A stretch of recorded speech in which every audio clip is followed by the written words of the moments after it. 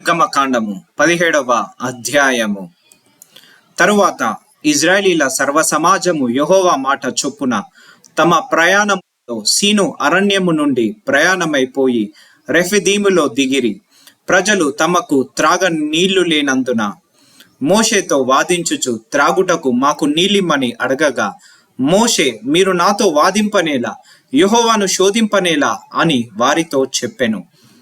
అక్కడ ప్రజలు నీళ్లు లేక దప్పిగొని మోషే మీద సనుగుచు, ఇందెందుకు మమ్మును, పిల్లలను, మా పశువులను దప్పి చేత చంపుటకు ఐగుప్తుల నుండి ఇక్కడికి తీసుకొని వచ్చి తిరిననిరి.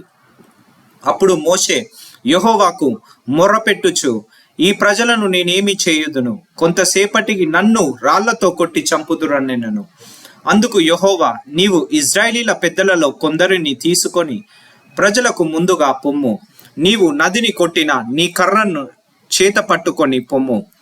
ఇదిగో, అక్కడ హోరేబులోని బండ మీద నేను నీకు ఎదురుగా నిలిచేదను.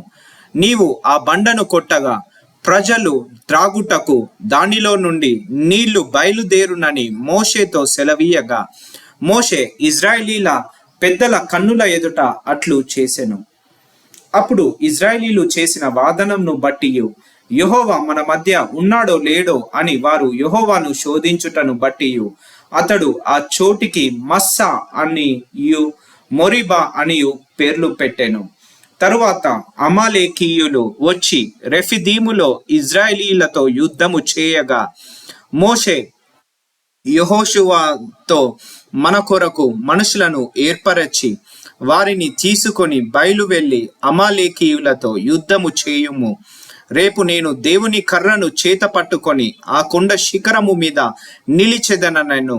యెహోషువ మోషే తనతో చెప్పినట్లు చేసి అమాలేకీయులతో యుద్ధమాడెను.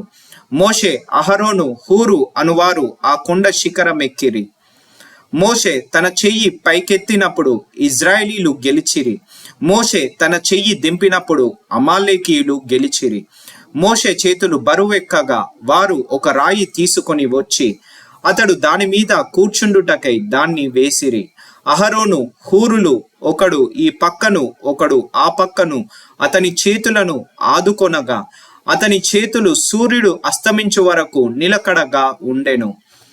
అట్లు యెహోషువ కత్తివాడు చేత అమాలేకు రాజును అతని జనులను గెలిచెను.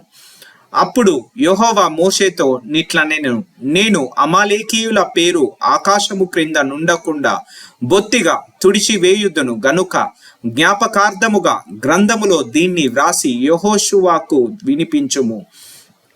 తరువాత మోషే ఒక బలిపీఠమును కట్టి దానికి యెహోవా నిస్సి అను పేరు పెట్టి, అమాలేకీయులు తమ చేతిని యెహోవా సింహాసనమునకు విరోధముగా ఎత్తిరి గనుక యెహోవాకు అమాలేకీయులతో తరతరముల వరకు యుద్ధము అనెను.